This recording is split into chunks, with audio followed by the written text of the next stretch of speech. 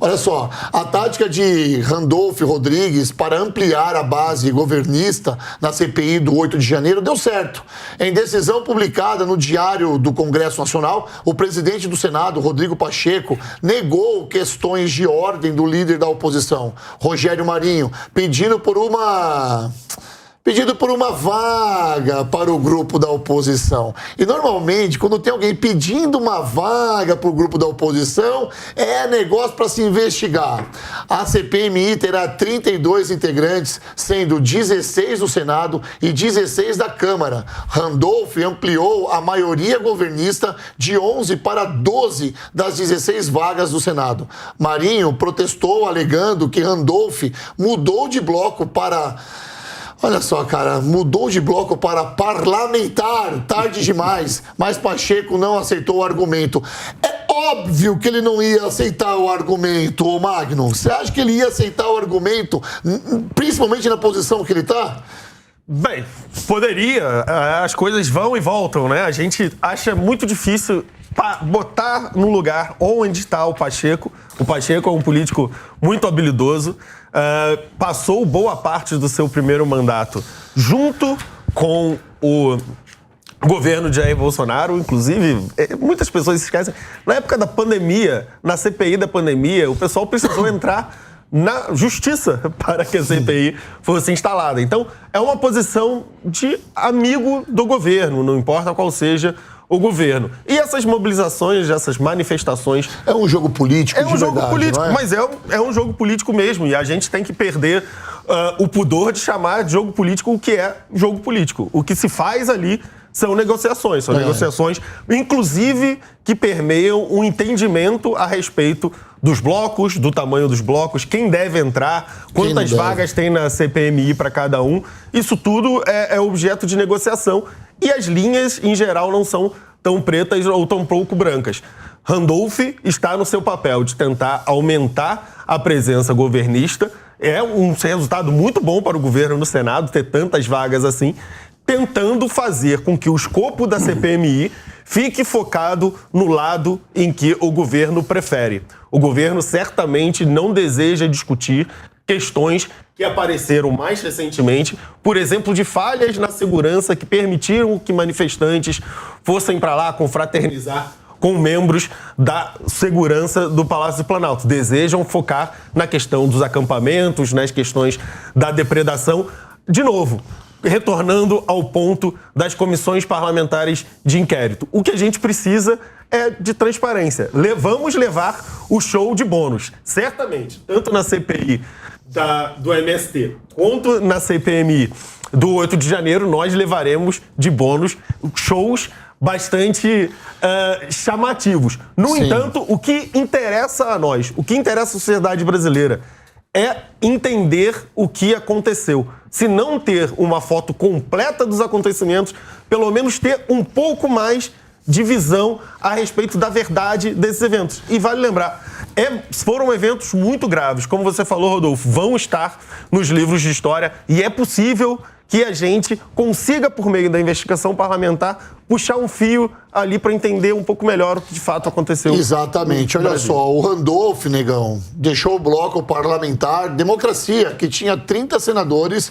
e entrou no bloco parlamentar da Resistência Democrática, que até então tinham 28 integrantes.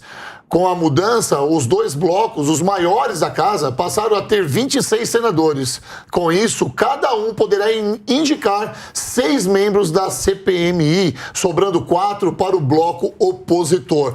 Ou seja, entre linhas aqui, cá entre nós, beleza? Tá perdendo força. Lógico que tá perdendo força, porque agora tá na hora de explicar as novas imagens. As novas imagens foi o que acabou com o governo. Certo? Isso daí quebrou as pernas do governo, porque até então o governo era quem liderava a narrativa. O governo não queria fazer CPMI ou CPI, porque desgasta mesmo o governo e dá margem para aquela coisa da negociata, vou continuar te ajudando desde que algo aconteça. Isso vai rolar mesmo. Dá para entender, mesmo sendo o principal ali alvo, vamos dizer assim, do que aconteceu no dia 8, dá para entender o Lula quando o Lula não quer que aconteça a CPMI. Mas as novas imagens, ali quebrou as pernas do governo, porque ali você vê integrantes do governo em meio ao que estava acontecendo. Muitas dúvidas têm que ser respondidas, e não só algumas. Por exemplo, quem foi que levou todas aquelas pessoas? Quem foi que fechou os olhos para tantos ônibus que estavam indo para um único local? Quem são aquelas pessoas que quebraram? Quem são aquelas pessoas que chamaram um fotógrafo profissional para entrar lá dentro? Por que tinha um ministro lá dentro no dia? Entendeu? Por que estava todo mundo agindo quase com conformidade com o que estava acontecendo? Então, agora o que a CPI vai mostrar agora, e é isso que a gente espera que ela mostre, é não só quem financiou, quem será o culpado e o quanto o governo tem de culpa nesse cartório. Que para mim isso é até o mais importante, já que até então o governo estava saindo só como vítima dessa situação. O importante é falar rapidinho só do jogo político. Após as eleições, muito se falou como a oposição tinha tido um grande resultado na eleição parlamentar.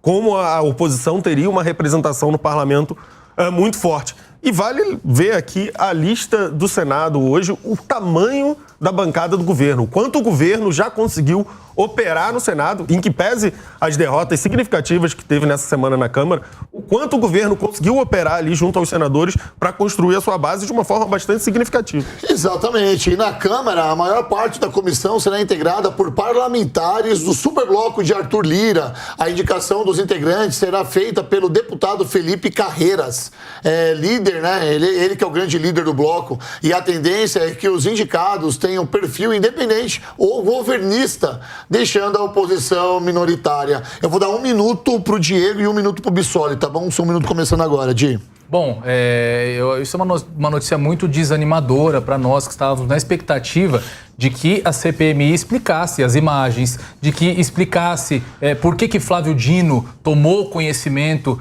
foi cientificado tanto pela ABIN quanto pela Polícia Federal, de que haveria uma tentativa de golpe de Estado com depredação dos prédios públicos e mesmo assim não fez nada. Nós esperávamos muito essas respostas, mas com essa composição, nós já podemos esperar que essa CPMI pouco vai investigar a ligação de membros do atual governo com os atos do 8 de janeiro e provavelmente vai focar em tentar desgastar mais ainda a imagem do ex-presidente Jair Bolsonaro. É isso, Bissoli? Rodolfo, não precisa ser muito bom em matemática para perceber o seguinte: já foi a CPI do 8 de janeiro, a CPMI do dia 8 de janeiro. É só olhar os números que a gente apresentou aqui hoje. Exatamente. Eu falava no Tá na Roda de 2 domingos atrás para o deputado Bibo Nunes, que estava aqui com bravata, que agora a CPI foi deputado. Deixa eu fazer uma pergunta muito objetiva. Porque a esquerda já percebeu que é inevitável a CPMI e mudou a sua estratégia para ganhar dentro da CPMI. O que a direita tem feito para mudar de estratégia e ganhar nessa? Não, porque nós temos maioria. Ou seja, nós temos que parar de fechar os olhos e passar pano para a falta de estratégia da direita. Os deputados e senadores de direita hoje não têm estratégia nenhuma na CPMI do dia 8 de janeiro. E vão deixar você aí em casa criando uma expectativa e não vão entregar nada. Sabe por quê? Porque estão de olhos fechados vendo a esquerda fazer tudo o que está fazendo para tomar posse dessa CPMI, não convocar um membro do governo, um membro ligado ao Ministério da Justiça ou da Presidência da República e convocar membros do governo passado. Quem não acordar e não mudar essa estratégia para ontem da bancada de oposição vai permitir que a CPMI, que era para ter sido colocada para investigar o governo, investigue o ex-governo, na verdade. Bora!